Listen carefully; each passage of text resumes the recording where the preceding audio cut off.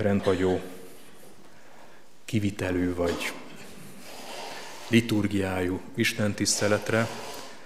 Szeretettel köszöntöm vendégeinket Érd Mihály falváról.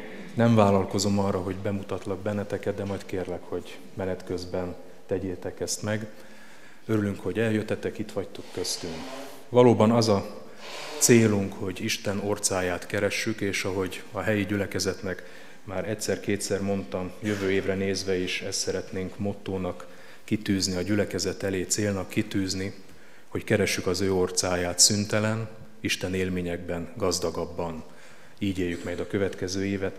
És hiszem azt, hogy ez a mai nap is lehetőség lesz arra, hogy akár zenében, akár imaórai buzdításban, igehirdetésben, bizonyságtételekben megmozduljon a szívünk, ahogy halljuk egymás Isten élményét, és ezzel gazdagodva közelebb kerülünk Istenhez, és azt gondolom ez a legfontosabb. Azért, hogy Isten áldása lehessen ezen az alkalmon, most is folyamodjunk ő hozzá, álljon fel a gyülekezet és imádkozzunk. Drága mennyi atyánk, azzal a vággyal vagyunk itt előtted, hogy szüntelen keresük a te orcádat. Akár otthonainkban, akár munkahelyen, utazás közben, vagy amikor közösségben vagyunk, gyülekezeti közösségben.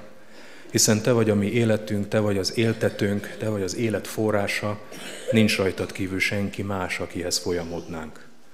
Urunk, könyörgünk, áld meg együttlétünket, add, hogy mindaz, ami elhangzik, akár zenében, prózában, az téged dicsőítsen, magasztaljon és vedd kedvesen tőlünk.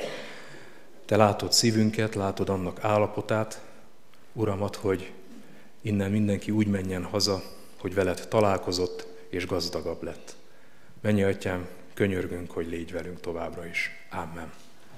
Ámen. Foglalj helyet a gyülekezet. Mai napról még néhány szót. Testvéreink fognak közöntünk énekszolgálattal szolgálni, majd mindig kérünk énekeket, ti meg énekeltek, és ki lesznek vetítve az énekek, tehát így a gyülekezet is tudja majd velük együtt énekelni.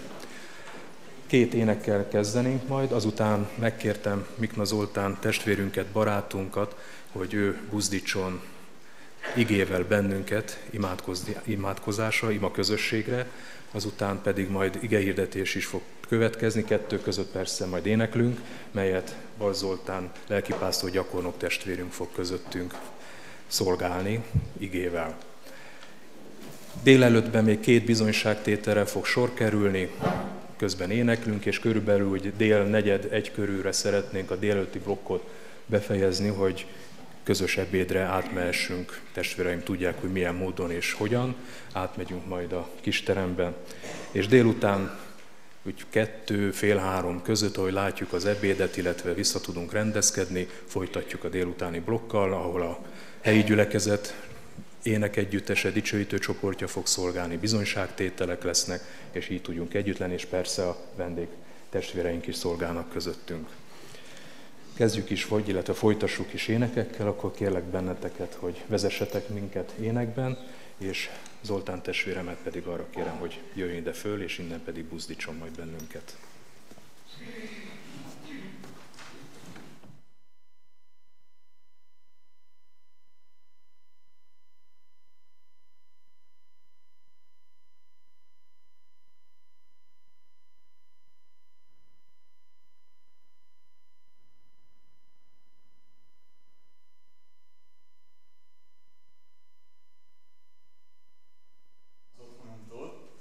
És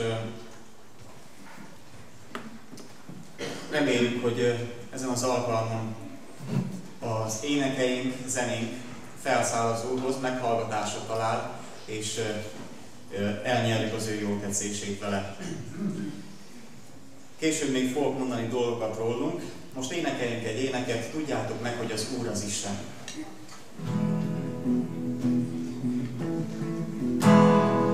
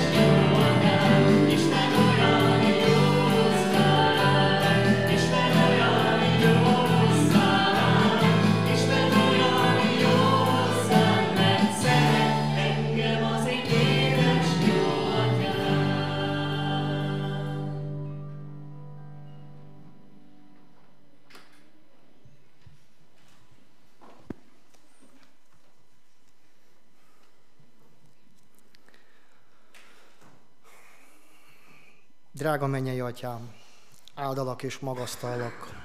Köszönöm, hogy elhívtál engemet, és adtál örök életet.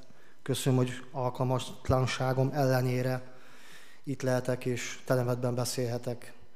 Adjál nyitott szíveket, megtérésen nyitott szíveket, áld meg a hallgatókat, és áld meg a szolgálókat is, Jézus nevében. Amen. Szeretettel köszöntök mindenkit.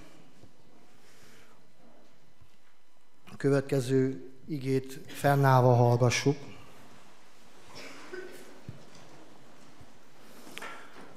Három igét szeretnék felolvasni.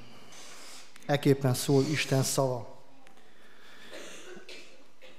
1 Mózes 4, 7. verse. 1 Mózes 4, 7. verse. Ekképpen szól. Hiszen ha jól cselekszel, emelt fővel járhatsz. Ha pedig nem jól cselekszel, a bűn az ajtó előtt leselkedik, és rád vágyakozik, de te uralkodjál rajta. Amen. A másik két vers, az pedig a János evangéliuma 4. részében, az 23. és a 24. verse. Így szól Isten hozzánk. Szóval János 4, 23-24. De eljön az óra, és az most van, amikor az igazi imádók lélekben és igazságban imádják az Atyát, mert az Atya is ilyen imádókat keres magának. Az Isten lélek, és akik őt imádják, azoknak lélekben és igazságban kell őt imádniuk. Amen. Foglaljanak helyet.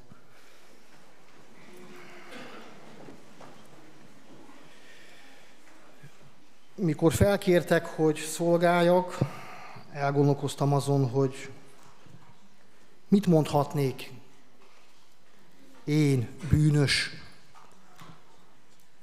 akinek a neve bűnös, de kegyelmet kapott. Mit mondhatnék? Hát csak azt tudom mondani, amit kaptam. Mert amit kaptam, az nem az enyém.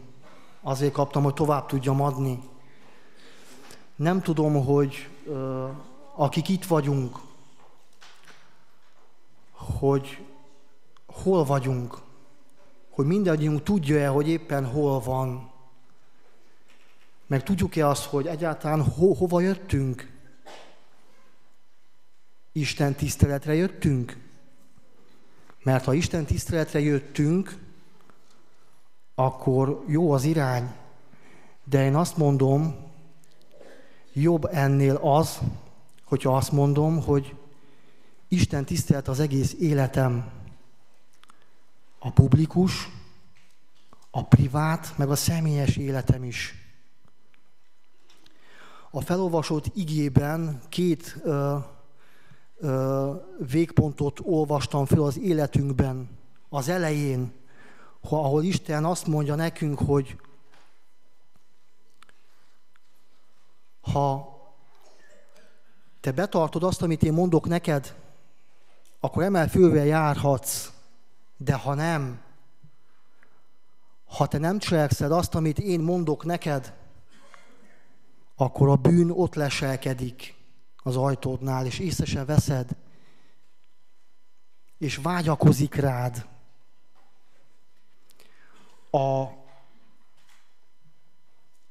Isten megteremtett minket, embereket, Ádámot és Évát, ugye?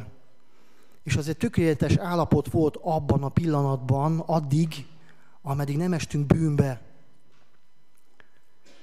Nyilván előbb a fény hordozója esett bűnbe, a sátán, akinek a másik neve szétdobáló, és szétdobálja az alap közösséget. Mi az az alapközösség, amit Isten megteremtett? A házasság.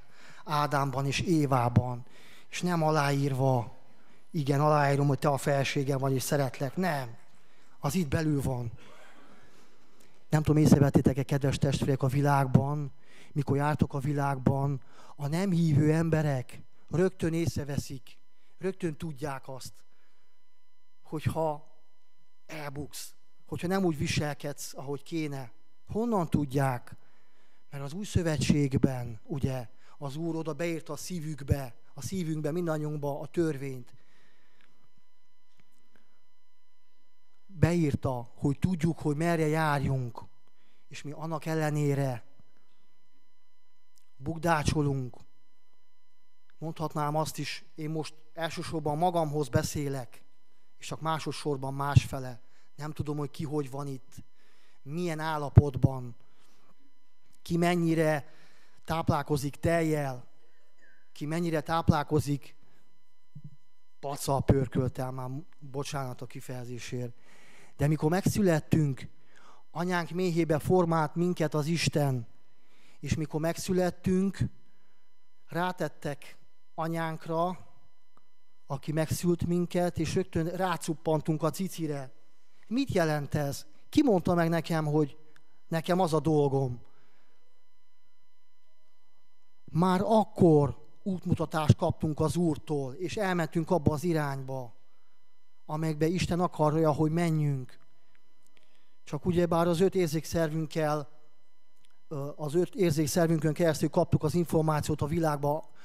Előbb megtanultunk ülni, utána megtanultunk járni, megtanultunk beszélni, megtanultunk írni, olvasni.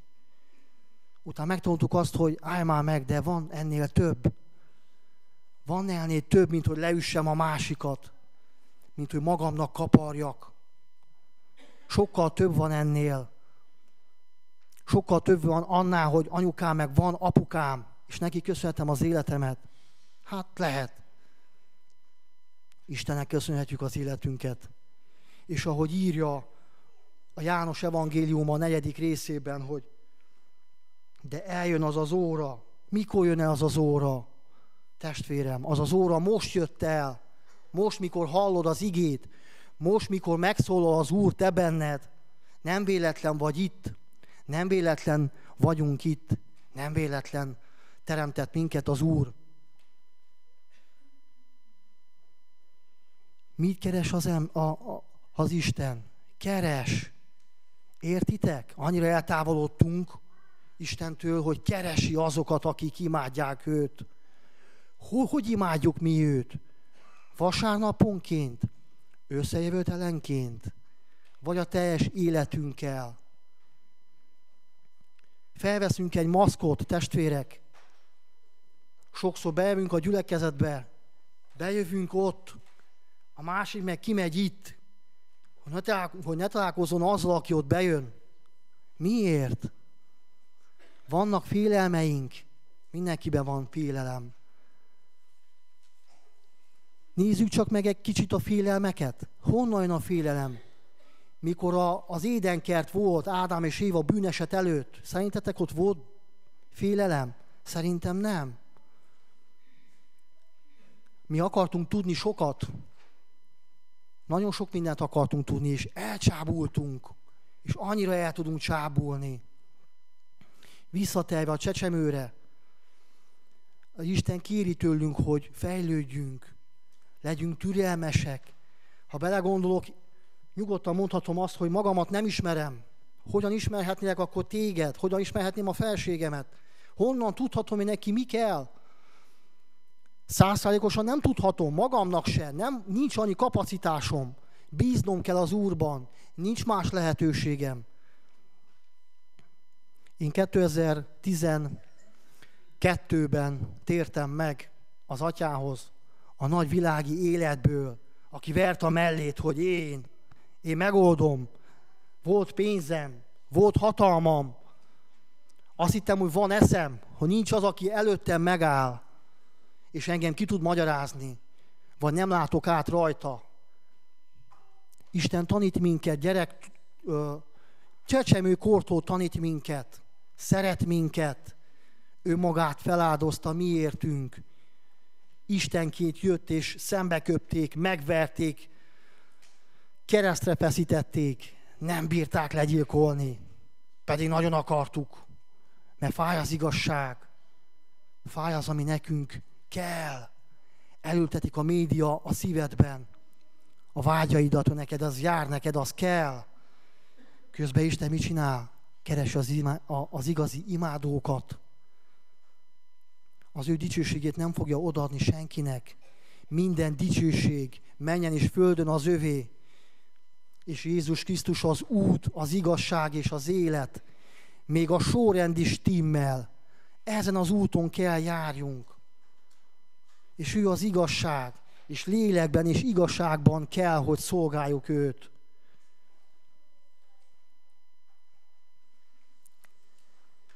Nem tudom, sok mindent nem tudok, de nem is az a fontos, hanem az a fontos, hogy én nem akarok a halálba menni. Én az életet választom, szabad akaratot kaptunk mindannyian, szabad döntésünk van. Szabad döntésünk van elhatározni, hogy szeretem-e, vagy nem szeretem. Nem lehet két út szolgálni. Nem lehet csak egy picit. Szeretem, de szeretem a másikat is. Nekem az kell. Szeretem egy kicsit az alkoholt. Szeretem egy kicsit amaszt. Szeretek eljárkálni az éjszakában. Nem megy. Ha úgy érzed, hogy egyedül vagy, ebben a nagy világban, a rohanó világban, azt nem véletlenül érzed úgy. Isten szól, annyira kegyelmes és szeret téged, hogy szól. Igéken keresztül szól, még akkor is, mikor te elfordulsz tőle. Mert meg akar menteni. Egy gondolatába kerül, egy szavába kerül, egy teremtő szavába kerül, és eltüntethetne mindent és mindenkit. De nem ez a cél. A cél az, hogy te vele légy. Hogy imád őt. Hogy szeresd őt. És szeresd a fele barátodat. Nem véletlen ül az ott melletted, aki ül. Lehet, hogy fel kell karolnod, hogy bátorítsad.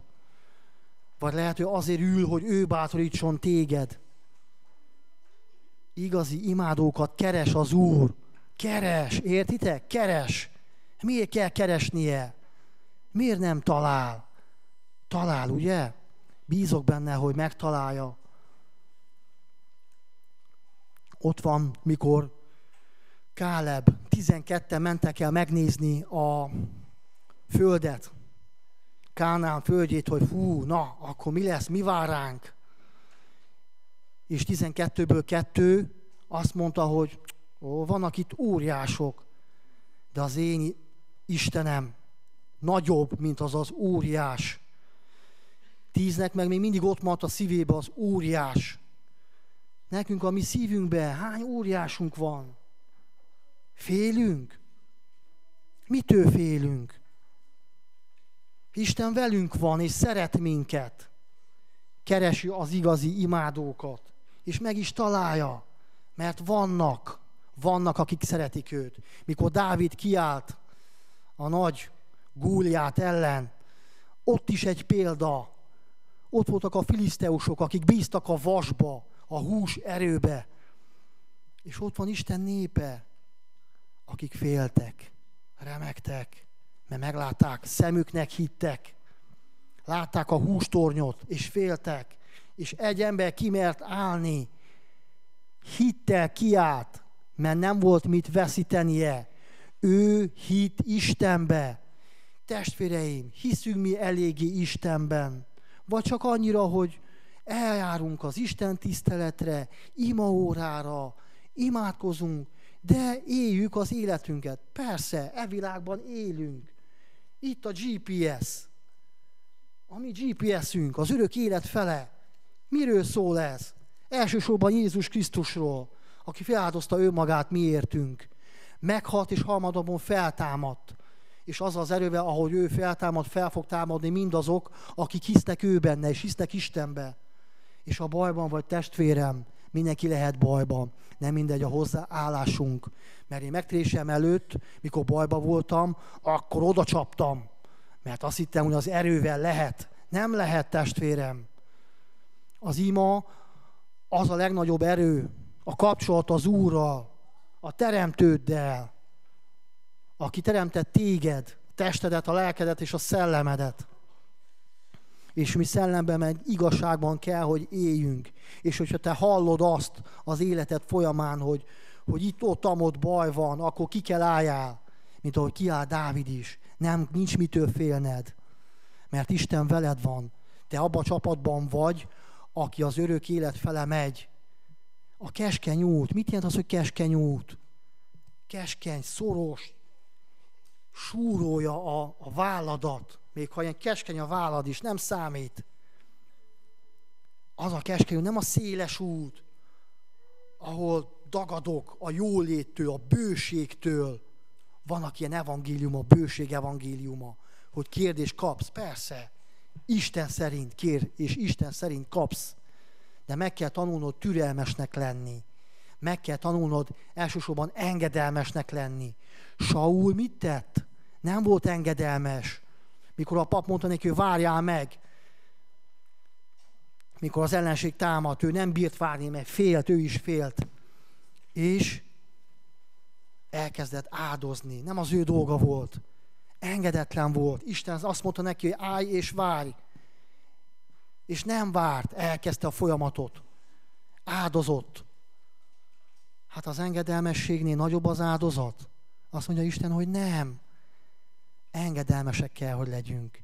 Testvéreim, ki kell lépnünk abból a szféránkból, a kényelmi zónánkból, ahol el vagyok, mint hívő, ahol el vagyok, mert imádkozok, Istennel járok, de oda kell szánd az életedet, ától zettig. Nem Isten tiszteletre jöttél, hanem Isten tiszteletben vagy, egész életedben, mikor elfogadtad az Urat. Most nem tudom, hogy a laudiciai gyülekezetben volt a Jelenések könyvben az, hogy az első szeretet, lehet, hogy nem tudom, de az első szeretet megvan még bennünk. Megvan az a vágy, hogy imádjuk Istent, de hogy igaziból, ahogy ő elvárja, ahogy tiszta szívünkből kell, hogy imádjuk, igazságban és lélekben. És mindegyik kapott egy ajándékot, aki elfogadta Jézus Krisztus, bemerítkezett és megtért, az kap valamit Istentől, hogy azzal szolgáljon. Ha én egy 2 hektár földet fel akarok ásni, akkor nem ásót kapok hozzá. Vagyis, hogyha az Isten akarja, hogy én azt megmunkáljam, nem ásóval megyek neki, és én elásom, áshatnék 2 héten keresztül. Bocsánatot kérek, ne haragudjanak. Hanem kapok eszközöket Istentől. Felismerjük mi azokat az eszközöket, amiket kaptunk Istentől. Azzal szolgálunk el. Kedves testvéreim, hívlak benneteket, gondolkozzunk el azon, hogy hol tartunk. Imádjuk-e Istent eléggé? Erősödjünk meg imában. Hívlak benneteket, imádkozzunk együtt, mert együtt erősek vagyunk.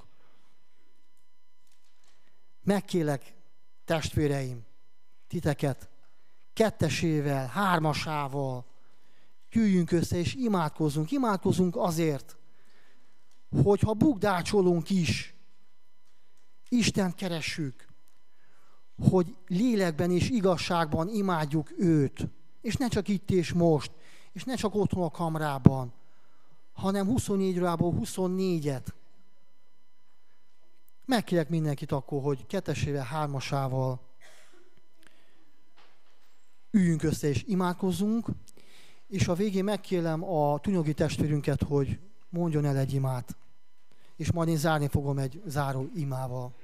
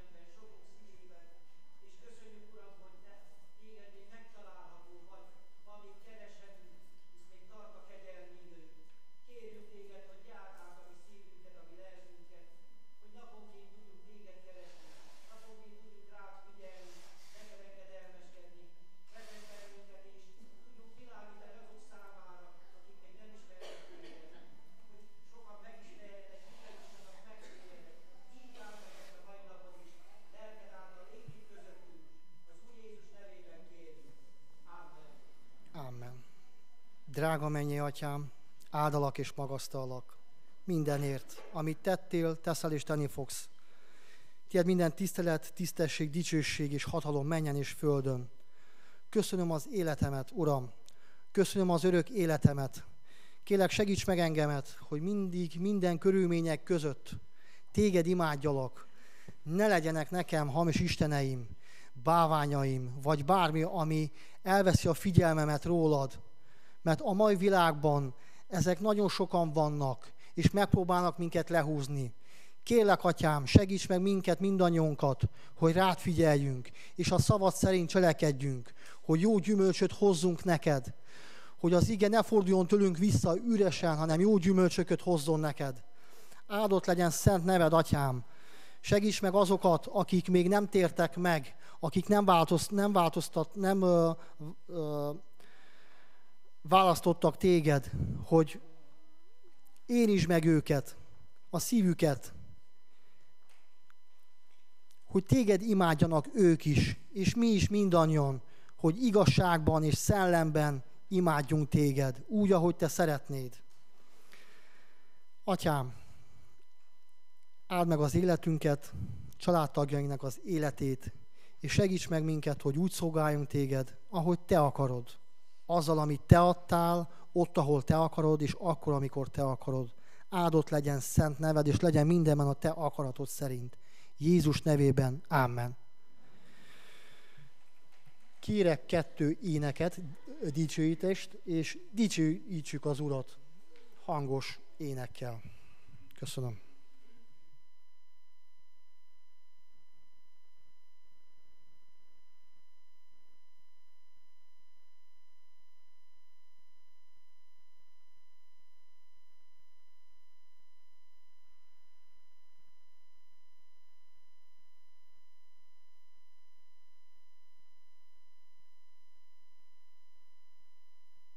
Csoport neve az, hogy léviták. Ezt a nevet kaptuk valakitől. Elsősorban azért találó ez a név ránk, mert ugyanígy ilyen formációban aktív szolgálatot végzünk otthon a gyülekezetben, a közös éneklésben, és még sok más területen. A következő 2 dolgot majd később mondom el. Azt fogjuk énekelni, hogy itt vagyok most, jó Uram.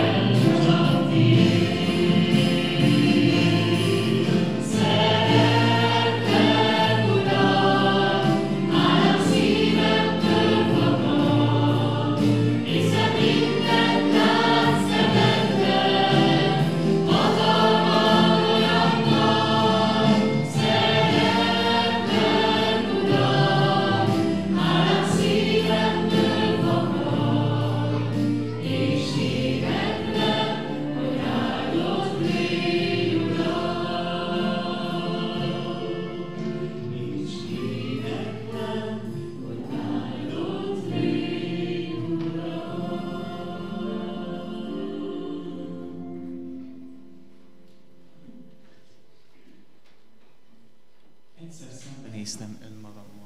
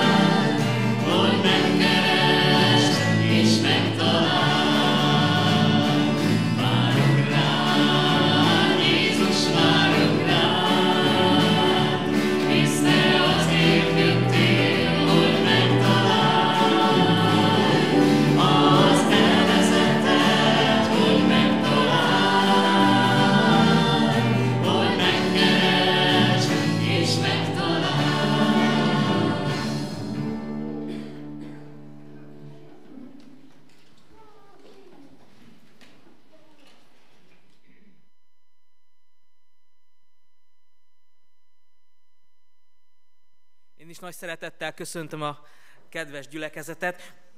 Mielőtt még elfelejteném, mert hát én ilyenre is hajlamos vagyok, hogy feledékeny legyek, egy üdvözlet csokort hadd adhassak át az ünnepek alatt.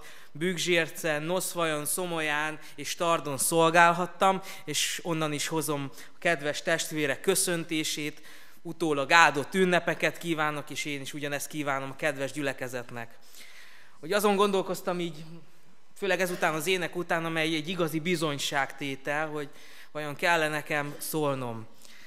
De hiszem azt, hogy az Úr nem véletlenül terhelte rám azt az üzenetet, amelyet most itt megosztok a testvérekkel. Igyekszem tömören, igyekszem minél jobban átadni ahogy az Úrhoz méltó. Alapigét a János evangéliumából szeretnék én is olvasni. Nagyon szeretem a János evangéliumát, nagyon örültem, hogy a testvér is abból szolgált, mert Jánost teljes mértékben az a bizonyság hadta át, hogy ő nagyon szereti Jézust. Valamit olyat értett meg Jézus életéből, ami felfoghatatlan, de érezte, hogy az a szeretet az annyira mély, annyira erőteljes, amely mellett nem maradhatott néma, amely mellett nem maradhatott zárva a szája, hanem bizonyságot akart erről tenni. Erről szeretnék én is az énekek mellett bizonyságot tenni. János evangéliuma első fejezetéből olvasnám a 14. versétől Istenünk szent igéjét. János evangéliuma első fejezet 14. versétől fennállva hallgassa meg a kedves gyülekezet Istenünk igéjét. Ige olvasása után pedig megkérem ifjabb Tímár Béla testvért, hogy kérjen áldást az ige hirdetésére. A jelzethelyen így szól Istenünk igéje.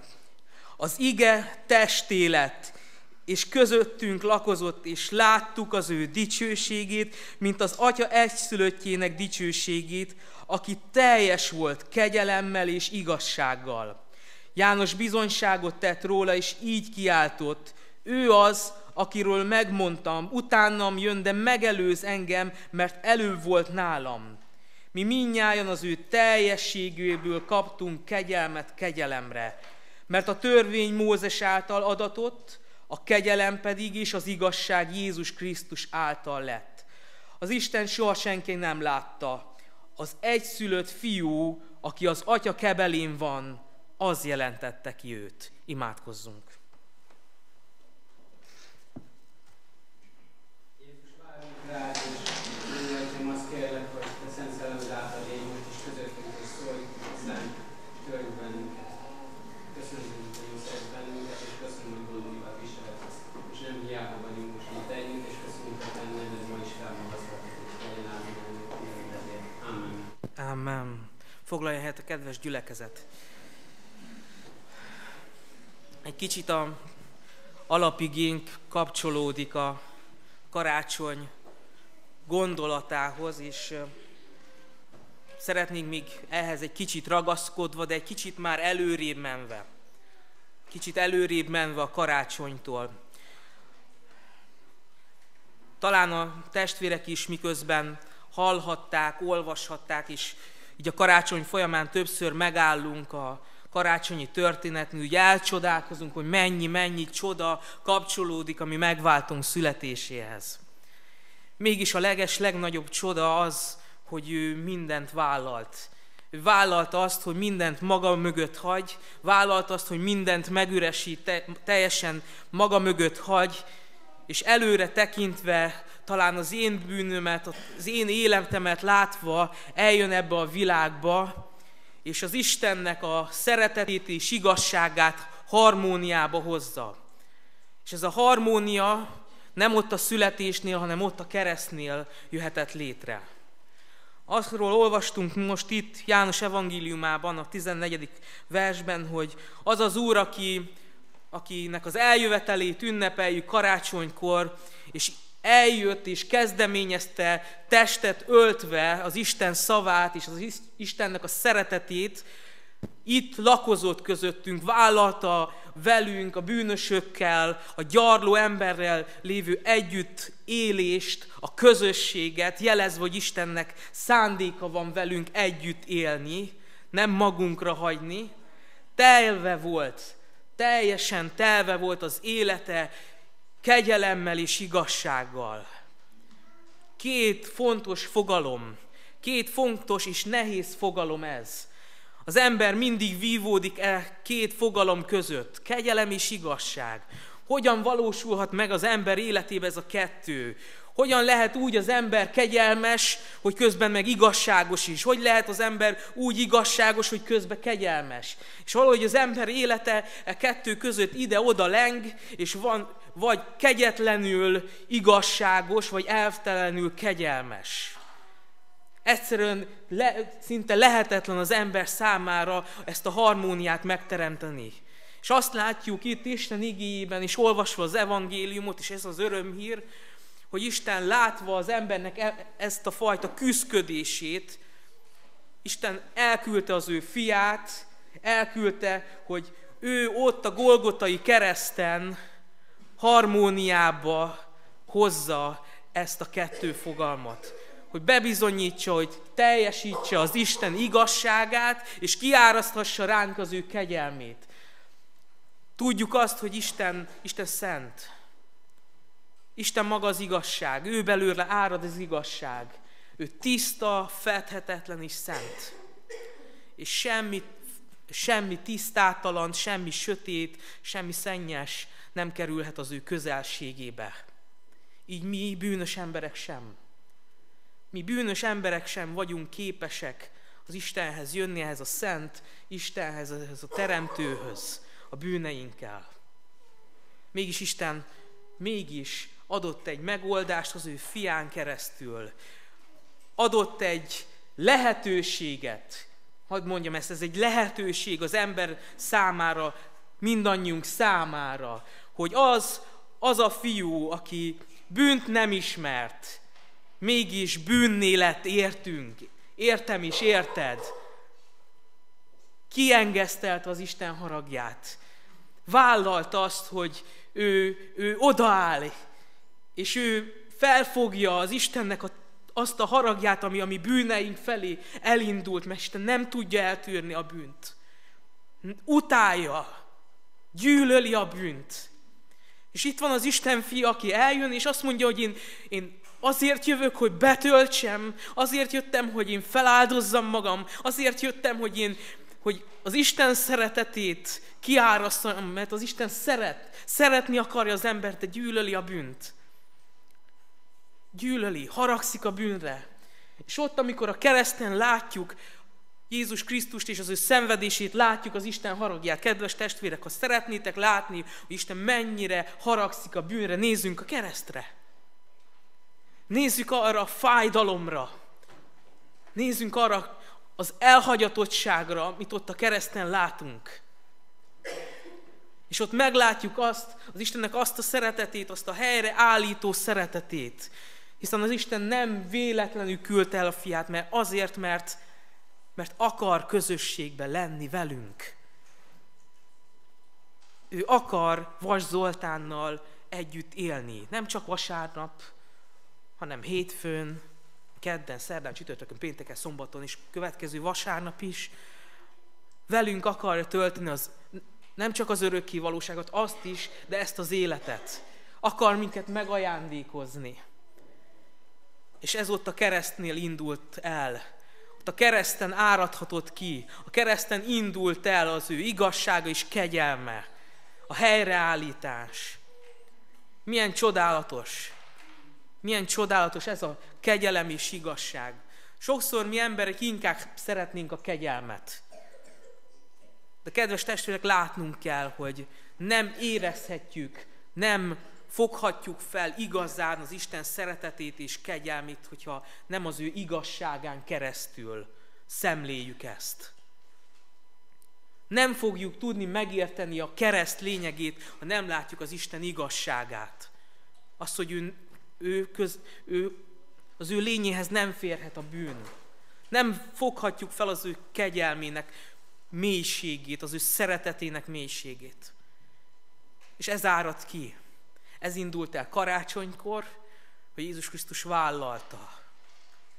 Vállalta, hogy ebben a munkában, ebben a munkába belép. Szoktuk azt mondani még nem megtért embereknek, hogy tedd meg az első lépést Isten felé. Ez úgy tűnik, mintha Isten várakozna. Tehát várakozik is, de ő már megtette az első lépést. Ő már eljött. Óriási. Azt szoktam mondani a gyerekeknek, hogy Isten egy lépést tesz meg, de neki nagyobb a cipője, mint a miénk. Nagyobb a lába. Ő megtette az első lépést. Eljött, és láthattuk. Sőt, láthatjuk ma is az ő dicsőségét. Az ő igazságát és kegyelmét. Milyen csodálatos, amikor Jézus életét látjuk itt az evangéliumokban, és megvalósul ez a kettősség. Láthatjuk ott a samárai asszony életében, hogy amikor jön a kúthoz, jön az ő bűneivel, jön az ő terheivel, és találkozik Jézussal, találkozik az igazsággal, és ez fáj, mert nekünk is fáj az igazság, ugye? És amikor találkozik ezzel az igazsággal, amely talán fáj, ami leleplezi az ő bűnös életét, egy pillanat alatt találkozik az Isten kegyelmével és szeretetével, amely egy óriási változást indít el az életében. Egy óriási változást.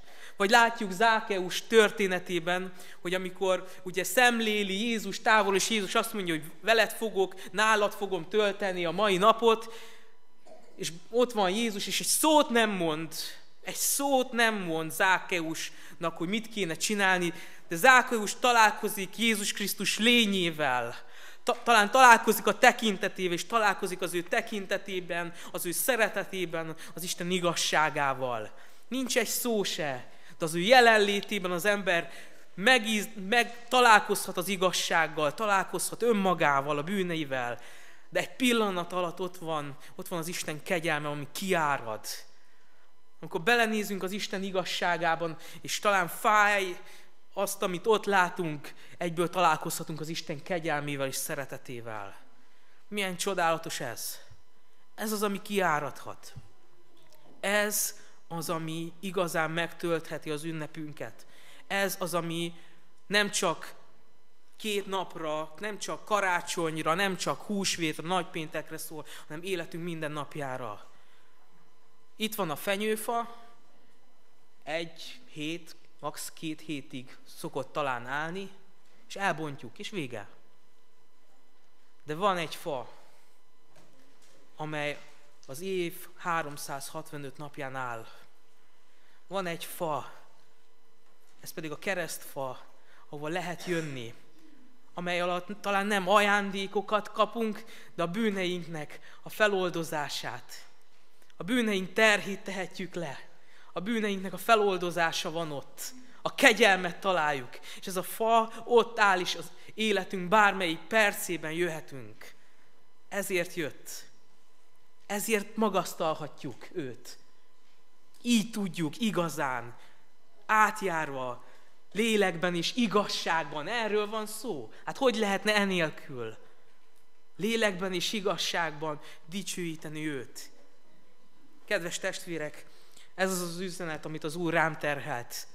Találkozni ezzel az Úrral, aki telve van, teljes az ő igazsága, és teljes az ő kegyelme, és teljes az ő szeretete, és árad ma is kifelénk.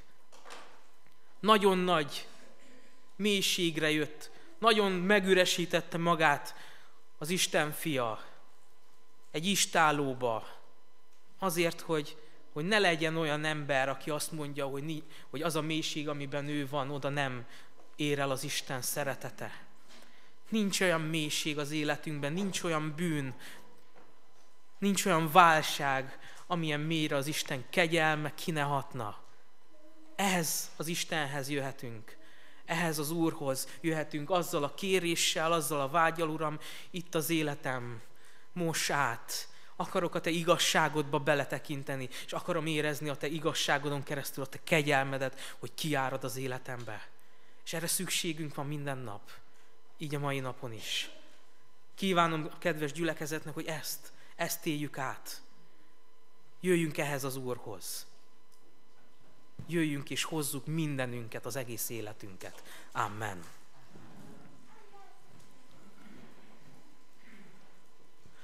Kedves testvérek, most arra bátorítom a gyülekezetet, hogy boruljunk le, és tényleg szólítsuk meg ezt az Úrt, ezt az Urat, aki közösséget vállalt velünk, nem csak akkor, amikor eljött, hanem most, ma is. Szólítsuk meg őt. Hozzuk az életünket, hozzuk a gondolatainkat. Ő mosson meg, hogy tényleg ez a nap úgy menjen végbe, hogy Uram, itt vagyok, teljesen kitárulkozom előtted. Jöjjünk ilyen szívvel, és imádkozzunk. Bátorítunk, hogy minél többen hangosan imádkozzunk. Boruljunk le is.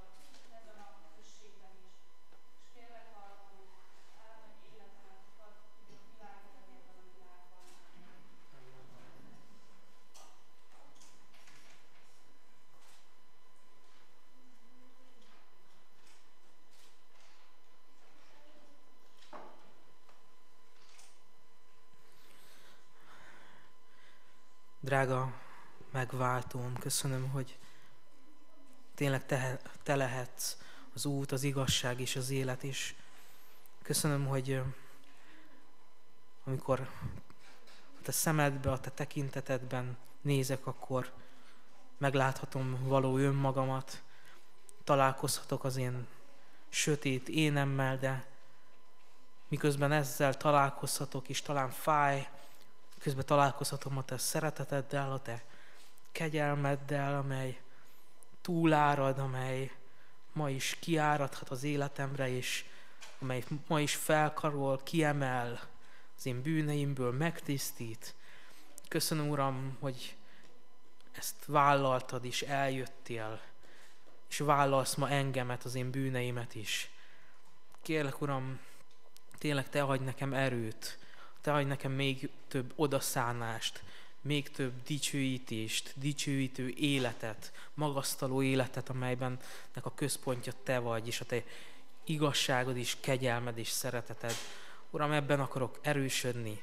Uram, így erősíts minket, mint közösség, mint a te gyülekezeted, hogy tényleg, mint világosság, mint só, éljünk, bármerre járunk, bemutatva téged. Amen. Kérnénk a léviták énekét ismét.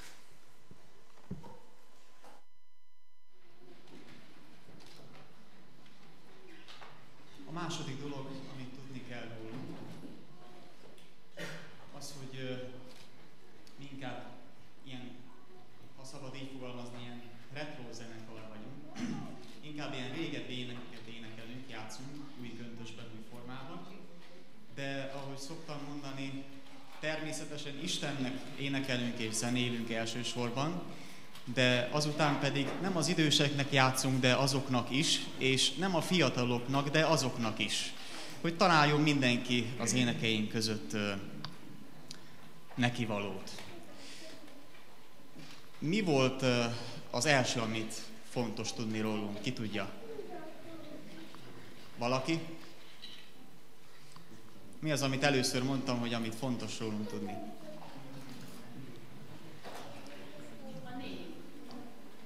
Ki volt az? Állj fel, légy szíves, tapsoljuk meg. Bátrabban, megérdemli. Elértem minden igehirdetőnek az álmát, hogy odafigyeljen valaki arra, amit mond neki. Igen, a név. Van karácsonyfátok? Na majd, ha hazamész, akkor vegyél le egy szaloncukrot, ez lesz jó. Nincs rajta? Akkor így jártál. Istentől jött a földre Jézus, ez a következő ének. 40-es.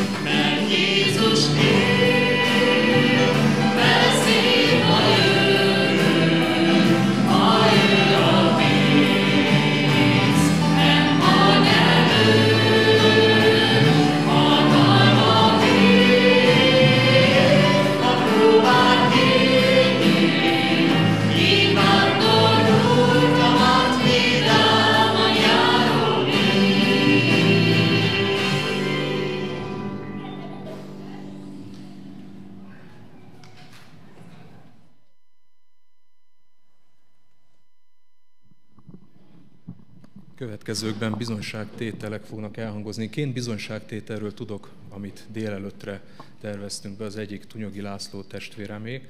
Őt majd nem most, egy picit később kérem, hogy jöjjön. A másik testvért nem tudom név szerint, de majd biztos.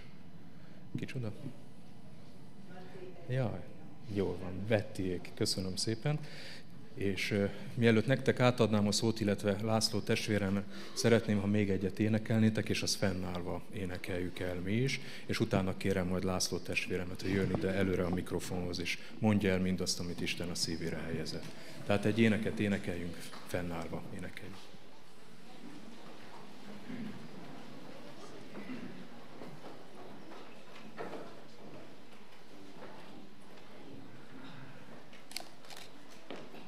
Igen, a menny csodálatos hely, ezt az éneket énekelni.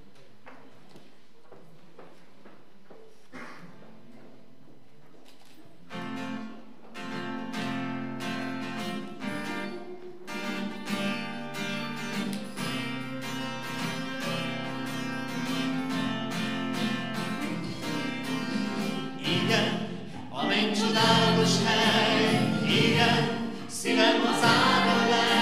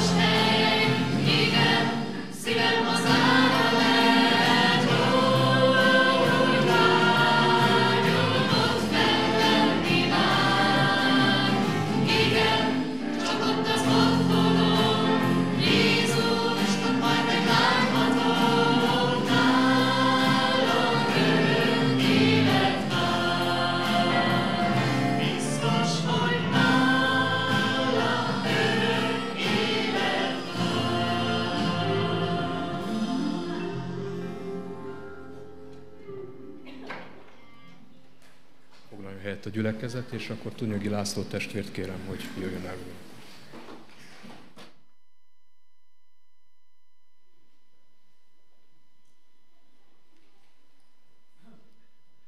Szeretettel köszöntöm a testvéreket, úgy énekeltük az éneket, hogy oly csodálatos menny, úgy vágyom oda. Most őszintén mondjuk el, hogy valóban úgy van. Ha most az Úr elhívna bennünket, valami történne velünk, valóban öröm lenne a szívünkben, az rendben van, hogy van egy országunk, ahol vágyunk, de egyszer egy testvér úgy tett bizonyságot, hogy szeretném azért meglátni a gyerekeimet felnőni, aztán majd el szeretnék menni. De most, ha megkérdezném, eltelt 10 év azóta, hogy testvér, most mit akarsz? Hát most már az unokáimat szeretném látni felnőni. Valóban így van ez. Vágyunk, de azért szeretnénk, még ragaszkodunk ehhez a földi élethez. Erről szeretnék bizonyságot tenni, de szeretnék egy igét felolvasni a Zsidókhoz írt levél 12. részéből az első másfél verset. Ezért tehát mi is, akiket a bizonyságtevőknek akkora fellege vesz körül, tegyünk le minden ránk nehezedő terhet, és a bennünket megkörnyékező bűnt, és álhatatossággal fussuk meg az életünk levő pályát. Nézzünk fel Jézusra, a hit szerzőjére és beteljesedésére. Testvéreim, valóban úgy van, hogy ha az életünkben bármi nehézség, próba jön, mindig oda tudunk futni az Úr Jézushoz, segítsen meg, erősítsen meg bennünket, és másfél hete történt velem egy dolog. Egy hétköznapi délután, este, kedves párommal vidáman töltöttük a délutánt, így mondhatom. És nem csak, hogy vidáman töltöttük a délután, hanem néztünk egy interneten egy viccet. És akkor a köhögés, röhely kapott el bennünket, hogy nem tudtunk leállni. És közben a feleségem vett egy narancsot, megbontotta, és egy cikk narancsot nekem is adott.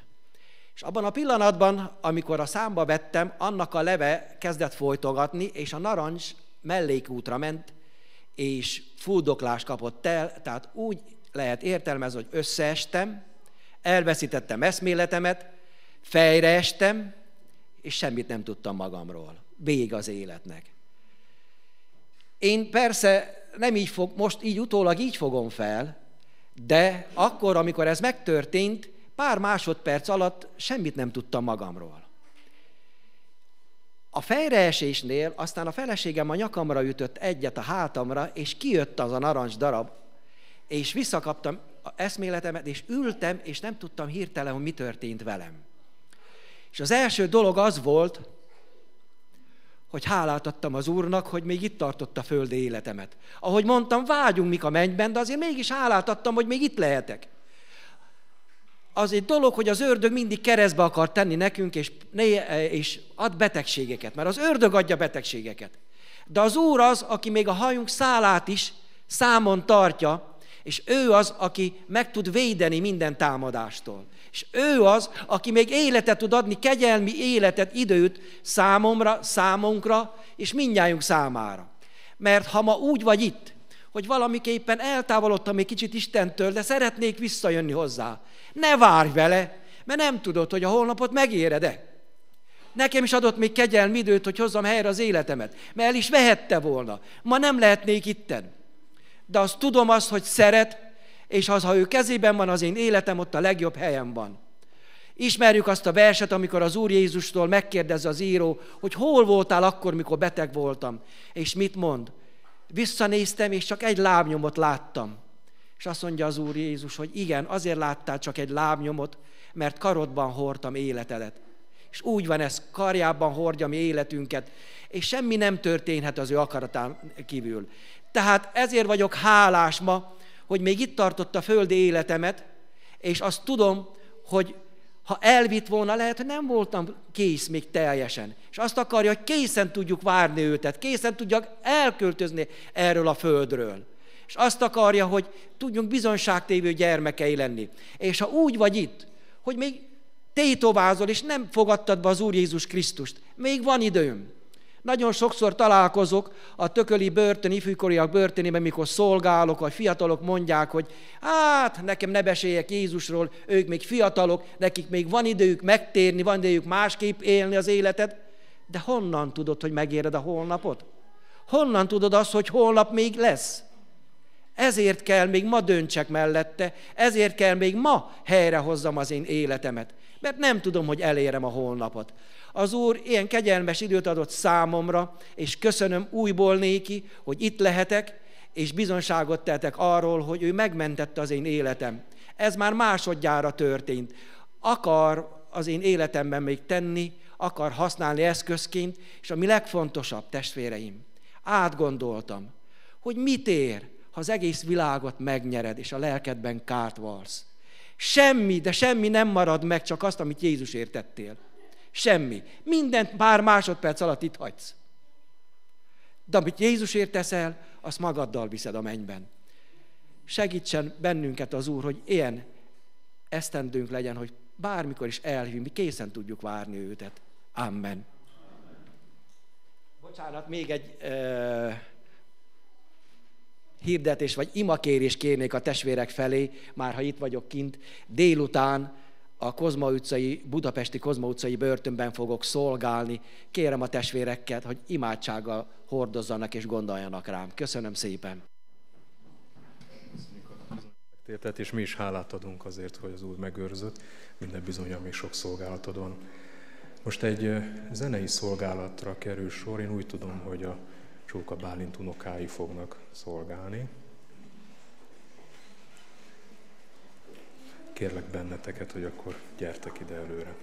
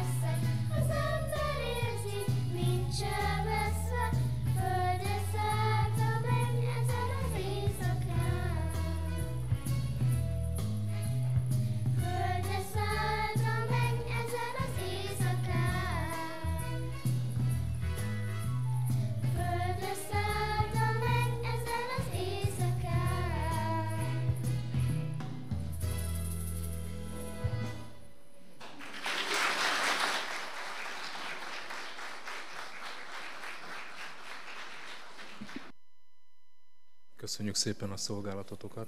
Akkor Pétert és Bettit kérném, hogy gyertek és mondjátok el, amit az Úr a szívetekre helyezett.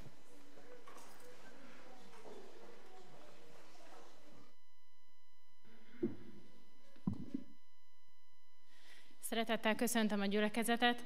Bálint bácsi arra kért, hogy a könyvtárba végzett szolgálatomról mondjak egy pár gondolatot, azért, hogy a vendégek is tisztába kerüljenek a könyvtár dologgal, ezért bevezetném egy pár szóba ezt. Van egy baptista óvodánk, és a baptista óvodában van egy könyvtárunk. Ezt Csókáné Rebeka indította még az óvoda indulásakor, azaz tavaly szeptemberben. És ebben a könyvtárban keresztény könyveket, illetve nem keresztény gyerekkönyveket is megtalál, aki éppen szeretne kölcsönözni. Vannak felnőttek számára régi könyvek, adományokból összegyűjt könyvek, illetve vannak új könyvek is. Decemberben voltunk a keresztény könyvvásárba, úgyhogy beszereztünk mindenféle új és csodaszép könyvet. Egyébként azért reklámozom ennyire, mert mindenki számára nyitott ez a könyvtár, úgyhogy aki szeretne jönni és találni akár gyerekeknek, akár saját magának hitébresztő, hitmélyítő regényeket is, evangelizációs könyveket is, van egyedülállóknak, házaspároknak, családoknak, és a többi, és a többi. Tehát tényleg nagyon sok könyv van a kis könyvtárunkban. És Rebeka megkért, hogy idén szeptembertől én is csatlakozzak ebbe a szolgálatba, és nagyon szeretem. Ez nem csak egy könyvtár, hanem egy kis hely a beszélgetésre. Amikor valaki bejön könyvet kölcsönözni, leginkább az óvodai szülők közül szoktak bejönni, hívők és hitetlenek egyaránt, akkor már tudják a rendet, hogy le kell venni a kabátot, le kell ülni, és inni kell egy teát vagy egy kávét, és beszélgetni. És akkor közben lehet kölcsönözni is könyvet. Nagyon nagy lehetőség ez, hogy szülőkkel beszélhessünk. Óriási eredményekről nem tudok beszámolni, de hiszem, hogy Isten megáldja azokat a beszélgetéseket, és óriási lehetőség az, hogy jönnek hitetlen szülők, és maguknak azért nem vesznek ki könyvet, mert hát nem mernek, vagy olyan ciki mások előtt ilyen keresztény könyveket kivenni, amit ők nem keresztények, ilyeneket nem olvasnak, de azért a gyerekeknek kivesznek bibliai történeteket, Berci imádkozik című könyvet, vagy akár bibliai történetekről, gyerekbiblia, például egy gyerekbibliát, és azokat olvassák otthon a gyerekeknek, tehát vagy így, vagy úgy, de eljut otthonra az üzenet, és az a vágyam, és azt szeretném, hogy Isten tudjon használni engem ebben a szolgálatban, és az a vágyam, hogy áldja meg a beszélgetéseket azokkal a szülőkkel, akik oda betérnek, és azt szeretném, hogy áldja meg azokat az alkalmakat is, amikor kinyitják ezeket a könyveket, és együtt olvassák otthon. Amen. Köszönjük szépen, és hogy mondjam a vendégtestvéreinknek is, hogy természetesen könyvfelajánlás szívesen vekszük. Erdélyi könyvkiadásban például van az Exit könyvkiadó, biztos a testvérek is ismerik, nagyon jó teológiai könyvek vannak. Igaz, hogy nem annyira kívülállóknak, de ezt a könyvtárat azért a gyülekezet tagja is használhatják. Szívesen veszünk ilyen felajánlásokat is. Énekkel folytassuk. Kérlek testvéreim, hogy vezessetek bennünket énekben. Bocsánat, Péter. Egy bizonságtételről volt szó, de mi annyira egyek vagyunk, hogy ez egynek számít. És a Bálint így kért meg. Először mi is félreértettük, de kiderült, hogy arról volt, hogy én is mondjak valamit.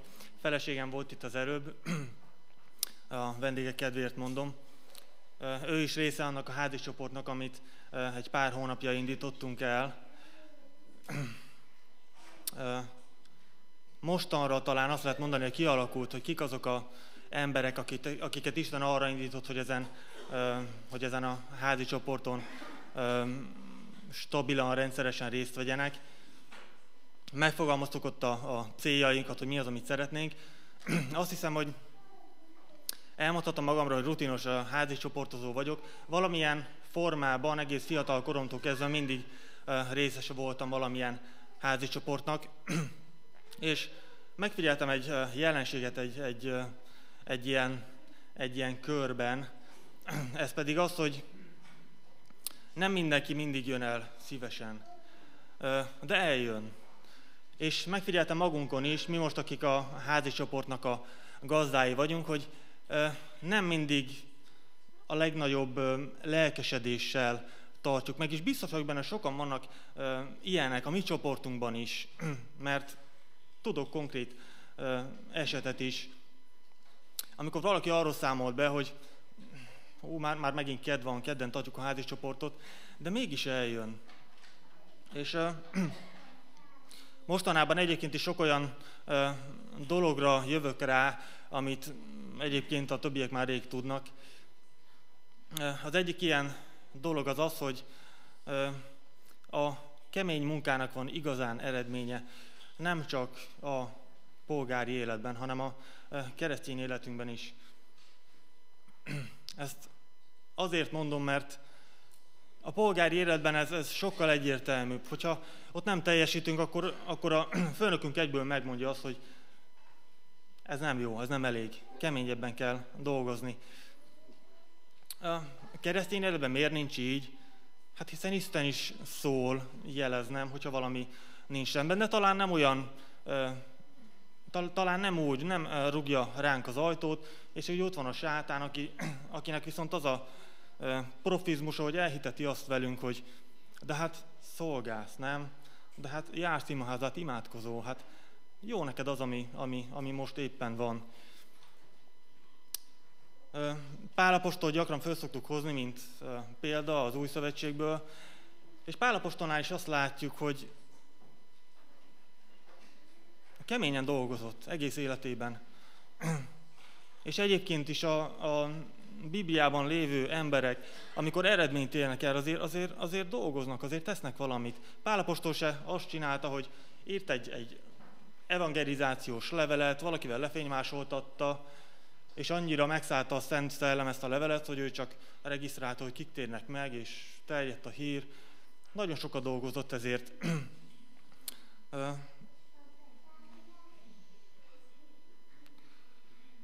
A keresztény életünkben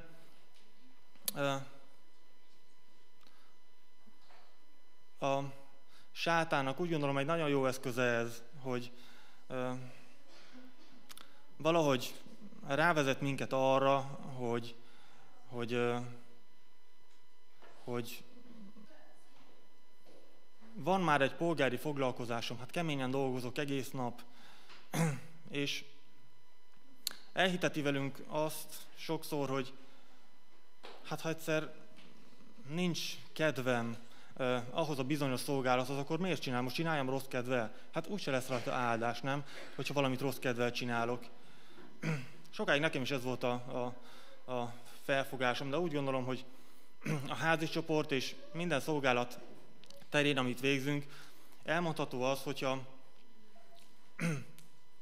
emberi számítás vagy isteni meglátás szerint abban az adott szolgálatban kellenének, hogy legyenek harcok, és még sincsenek, akkor lehet, hogy nem is harcolok senkivel. Lehet, hogy a sátán már rég azt mondta, hogy ja, hát ezen a szinten, ahol te most ezt csinálod, hát be se avatkozok. Ha ez ezen a szinten marad, akkor nekem az pont jó, gondolhatja a sátán magába.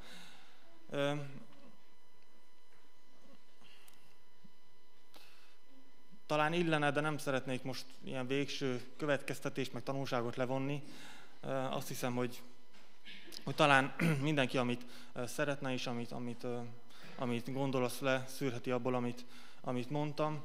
Bennem elhatározás az, hogy ha tetszik, ha nem, a keresztény életben és a kemény munkának van eredménye, a lemondásnak, az áldozathozatalnak, és azt vettem észre, hogy lehet, hogy valamihez nincs kedvem, de ha megteszem, meg azt is megteszem, és látom a gyümölcsét, nagyobb kedvel teszem meg a következő lépést, mert látom, hogy mi az eredménye. Arra várni, hogy biztos lesz olyan szolgálat, biztos lesz olyan alkalom, amire majd indít a lélek, és várom a fotelben karbatett kézzel, hogy mi lehet vajon az én feladatom ebben az életben. Hát alapvetően semmihez nincs kedvem igazán. Keresztény vagyok, de a polgári foglalkozásom mellett nem akarom én nagyon hajtani magam a keresztény életemben. Hát az a rossz hírem, ami előbb-utóbb jó lesz, hogy pedig azt gondolom, hogy kell. Tehát kell hajtani a keresztény életben is. Ámen.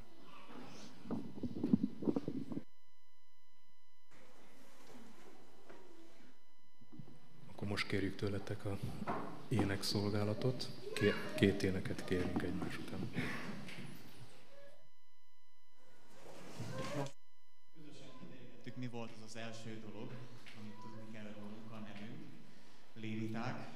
Az, hogy most a csapaton belül kinek mi a neve, azt majd a szünetben a testvérek jönnek kezet fogni, és akkor majd eláruljuk, megmutatkozunk. A második az, hogy mindenkinek igyekszünk zenélni, találjunk benne mindenki magának valót. És a harmadik, a legfontosabb szinte, és ez az, amit az emberek egyből kiszúrnak, miután elkezdünk zenélni, ez pedig az, hogy jobban szeretünk játszani, mint hogy tudunk. Jó, látom, sokan megértették, mosolyogból. A következő énekünk szívem telve a neved. Fogadják szépen. Thank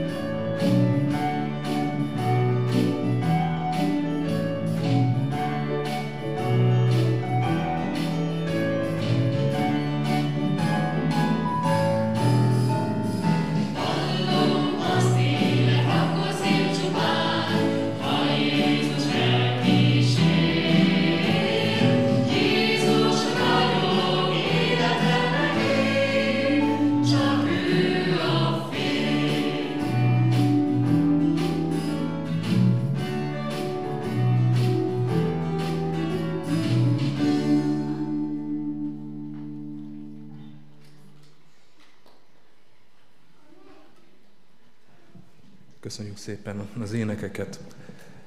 Délelőtti istentiszteletünk, együttlétünk vége felé közeledünk. Lassan az ebédre kerül a sor, így néhány közérdekű dolgot még hirdetnék. Először is kérdezném, hogy az ebéddel kapcsolatos információkat. Bálint, kérlek szépen, akkor oszd meg velünk.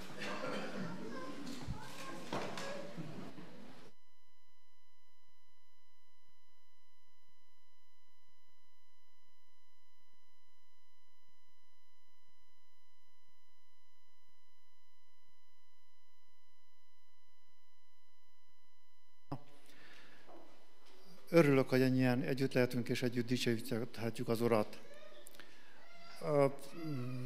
Van egy bizonyos szorongás bennem, hogy elmondjam-e, de elmondom, 2 perc alatt szeretnék már mondani. Amikor megfogalmazódott bennünk, hogy hát egy ilyen alkalmat szervezzünk, az november első vasárnapján találkoztunk a testvéreinkkel, ugyanígy ilyen zene napon, és hát úgy a feleségemmel egyet gondoltunk, hogy hát miért lenne jó itt a imeházunkban is egy ilyen ünnepet szervezzünk, és megkérdeztük a testvérünket, hogy hát és eljönnének, ha meghívnunk. Hát persze, hát azonnal jelentkeztek, és vállalták, és gondolkodtunk arra, hogy mikor lenne ez alkalmasabb, akkor, amikor hát a gyülekezet előre tervezett programokat se zavarjuk meg, és hát gondoltuk, hogy ez a nap ez jó lenne, mivel 3 nap egymás után vagyunk, és hát sokszor a karácsony harmadnapja az már kicsit hát belefáradunk belőle, és hát gondoltam, hogy kicsit felpendüstjük, és hát hadd lenne egy ilyen alkalom, és örülök, hogy ennyien részesülünk ebből, és akkor, amikor ezen gondolkodtunk, és hát a testvérekkel is közöltem ezt, hát úgy sokakban azért felmerült emberileg, hogy hát hogy is lesz ez, hát ki fog itt lenni, és bennünk is azért motoszkált ottan, és Isten megerősített bennünket, és ez ami a lényeges, hogy Isten egyik éjjel először szólt hozzám, és álmodtam azt, hogy egy gyülekezetben voltam, hát körülbelül kisebb gyülekezet volt, és hát megbíztak Kimórára, azt mondták ott, hogy hát úgy készüljek, hogy kevesen lesznek, és röviden, csak néhány szóban is imádkozunk, és hát ennyivel vége lesz az alkalomnak, és arra emlékszek rá, hogy hát hamar befejeztem, és vége volt, és ahogy vége volt, csak jöttek befele a testvérek, ismerős, ismeretlen arcok, és annyira, hogy teljesen megtelt az imaház, és már nem volt hely, és ahogy a szószéknél is már, ami székek voltak, mind tele lettek, és hát mondom, most mi lesz? De úgy szívemben olyan öröm és hála volt, nem tudtam akkor szólni sem, annyira betöltött, hogy Isten tud csodát tenni. Megébredtem, és az az üzenet jött számomra, és biztos voltam benne, hogy megtelik az imaházunk. Nem lesz üres padok, és megtelik. És ezzel a bizodalommal voltam mindez idáig, és hittük ezt, és ezért is imádkoztunk, és örülünk, hogy ez így van. Feleségem is kapott rá 2 napra ugyan egy ilyen biztatást államba, és örülünk annak, hogy Isten így megerősít és bátorít ezekben.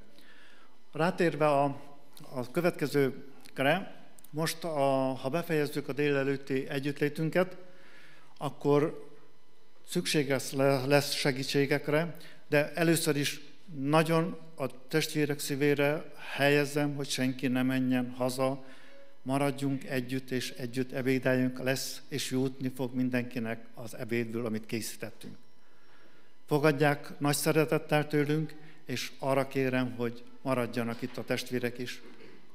Örüljünk tovább együtt a közös ebédnél is.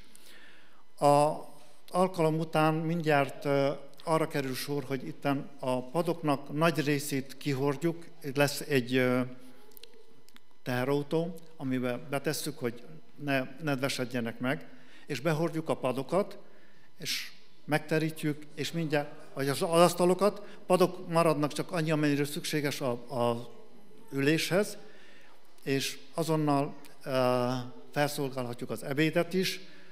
Igyekszünk mindenkinek helyet biztosítani, valahogy megoldjuk, akármennyien leszünk. És ahogy megebédeltünk, utána ugyanúgy szükség lesz a testvérek segítségére, hogy kihordjuk a padokat, vagy az asztalokat, és a padokat visszaadjuk a helyére, és délután 2 óra, fél 3 között folytatnánk tovább együttlétünket. Köszönöm, hogy a testvérek ennyire megértettek, és hisszük, hogy mindenki megtalálja a magához illő feladatot, és segítségünkre lesznek. Amen. Köszönjük szépen az információkat és a bizonyságtételt is. Hadd kérdezzem meg, és kérném is, hogy a testvérek álljanak föl, akik vendégek, tehát Érd-Mihály falváról jöttek. Hát nyilván ti egyértelműen, de a sorok között is, hogy kik azok, akik onnan jöttek, hogy lássunk benneteket. Na hát nagyon szép számmal jöttetek. Ó! Hát üdvözlünk, köszöntünk benneteket is, örülünk, hogy eljöttetek és együtt lehetünk Isten színe előtt. Helyi gyülekezetnek hirdetném azért a további előttünk álló programokat is, hogy ismerjük, vagy előttünk legyenek. 31-én, tehát óév utolsó, vagy az év utolsó napján délután 5 órakor találkozunk, január 1-én 10 órakor, illetve délután 5 órakor lehetünk együtt. Január 3-án vasárnap pedig úrvacsorai vasárnapunk van, úgy a megszokott menetrend szerint leszünk délelőtt együtt.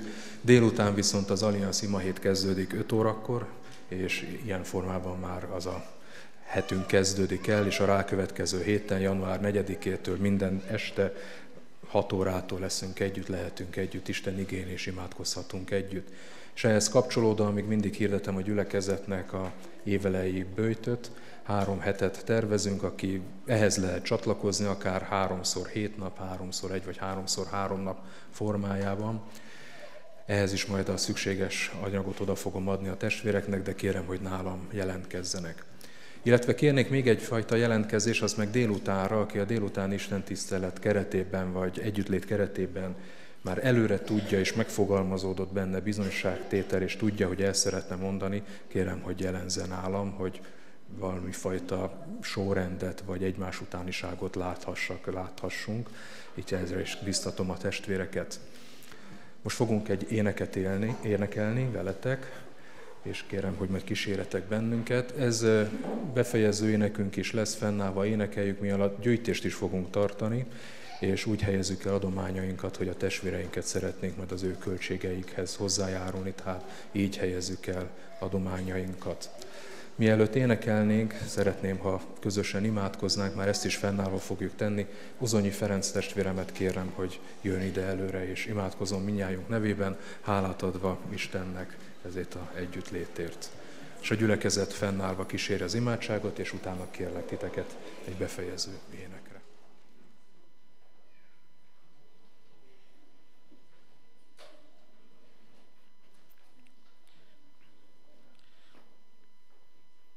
Istenünk, áldjuk és magasztaljuk szent nevedet, végtelen kegyelmed és szeretetét, és olyan jó, hogy az a szeretet, amelyen lehajoltál, nem csak Újcsán, nem csak Magyarországon, nem csak a szomszéd országokban, a világ minden részére egy olyan üzenet, ami összeköt bennünket, mert tudjuk, hogy megváltottak vagyunk drága Jézus Krisztus vérén, és ennek örvendezhetünk.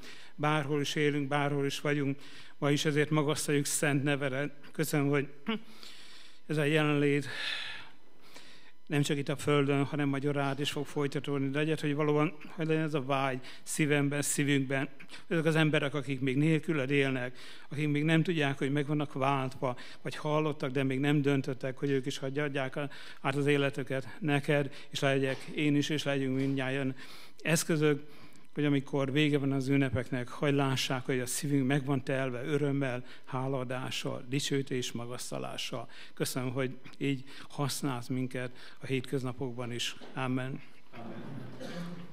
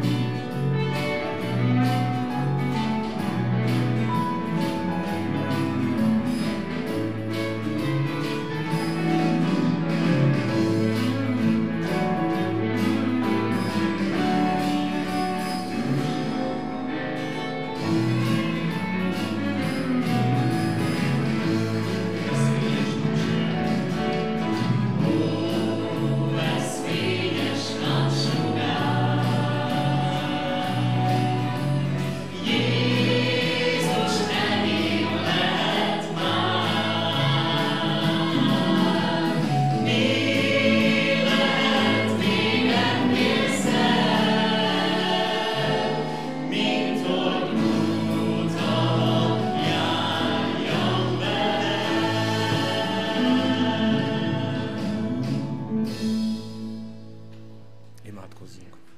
Drága mennyi atyánk, hálatelt szívvel mondjuk, hogy Jézus Krisztus a miénk, mi meg az övé. Köszönjük, Urunk, hogy ennyire szeretsz bennünket, hogy mindent megtettél, hogy megtalálj. És köszönöm, Uram, hogy meghallhattuk, hogy zörgetsz az ajtón, mi pedig szélesre nyithattuk annak ajtaját. Kérlek, Istenem, hogy légy velünk továbbra is. Végezetül pedig a mi Urunk Jézus Krisztusnak kegyelme, az Atyának szeretete és a Szentléleknek közössége legyen mi vélünk. Amen. Immanuel, velünk az Isten. Akkor most átrendezés következik. Kérem, hogy figyeljük a testvéreket, hogy mit mondanak, hogyan tudjuk segíteni a munkájukat, és délután 2 óra körül folytatnánk az együttlétünket. Jó étvágyat!